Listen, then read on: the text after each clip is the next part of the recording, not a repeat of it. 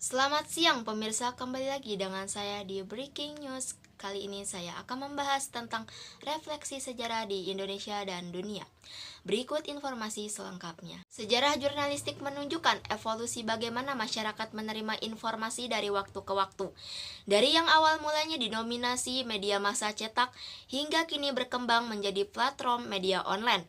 Melihat ke akarnya, sejarah jurnalistik dunia bermula saat pemerintahan Julius Caesar, yakni antara 100 sampai 44 sebelum era umum.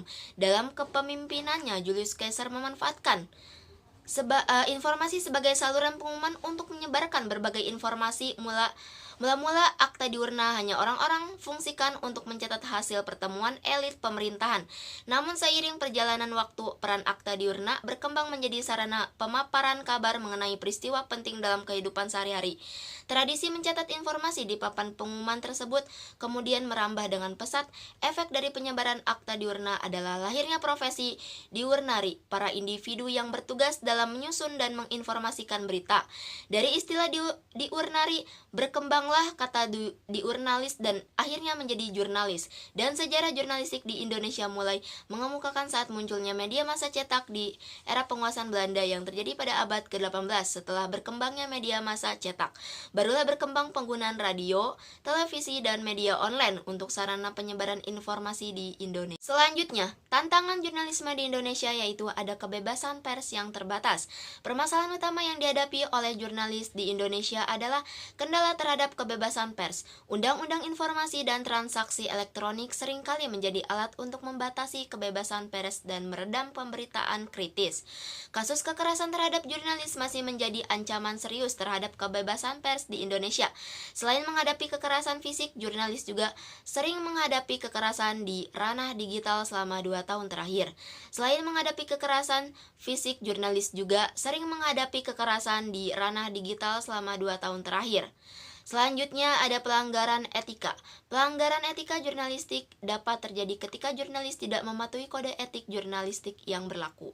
Pelanggaran etika jurnalistik dapat terjadi dalam berbagai bentuk, termasuk intrusi privasi, pemberitaan sensasional, konflik kepentingan, penyajian berita yang tidak seimbang, plagiarisme, pengaruh politik atau komersial, ketidakakuratan informasi, diskriminasi, stereotip, dan penerimaan hadiah atau imbalan.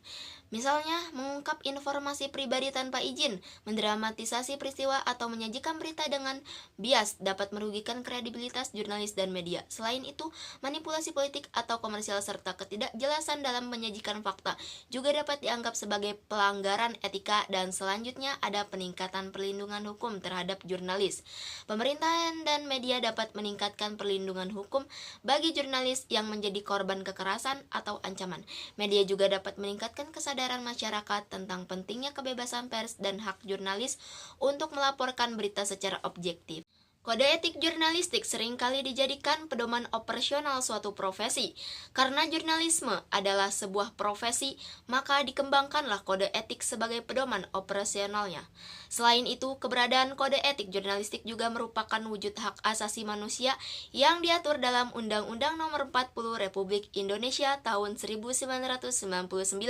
Pengertian kode etik jurnalistik sebagai seperangkat prinsip etika yang mencerminkan aturan yang harus dipatuhi oleh semua jurnalis. Jurnalis dan surat kabar merupakan dua hal yang tidak bisa dipisahkan. Jurnalistik adalah suatu profesi yang melaksanakan kegiatan jurnalistik, dan jurnalisme adalah suatu lembaga yang melaksanakan kegiatan jurnalistik. Kegiatan jurnalistik juga termasuk dalam kegiatan jurnalistik. Kode etik jurnalistik berfungsi sebagai landasan moral dan etika bagi jurnalis untuk selalu melakukan tindakan yang bertanggung jawab secara sosial. Menurut George Fogmuth, landasan etika jurnalistik mengacu pada kepentingan publik, sebab kebebasan pers yang ideal adalah kebebasan yang tidak merugikan kepentingan umum dan tidak melanggar hak asasi warga negara.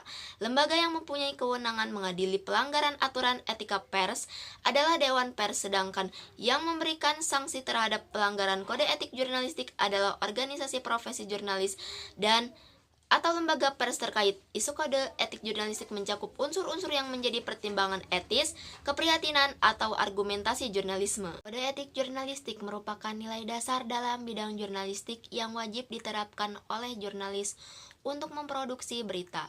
Kode etik tersebut merupakan etika profesi jurnalistik yang telah ditetapkan oleh Dewan Pers. Dengan demikian, kode etik jurnalistik berlaku untuk berita dalam media cetak, media elektronik, dan media online. Kode etik ini berfungsi untuk menjaga standar kualitas jurnalis dalam melakukan pekerjaannya secara profesional dan berita yang dirilis dapat dipertanggungjawabkan. Selain itu, kode etik ini juga dibuat untuk melindungi publik dari kemungkinan terjadinya hal negatif dari berita yang dirilis. Dengan adanya kode etik, diharapkan masyarakat dapat terlindungi dengan baik dan merasa aman karena hak mereka terlindungi. Demikianlah informasi kali ini, saya Fatimah pamit undur diri. Terima kasih dan sampai jumpa.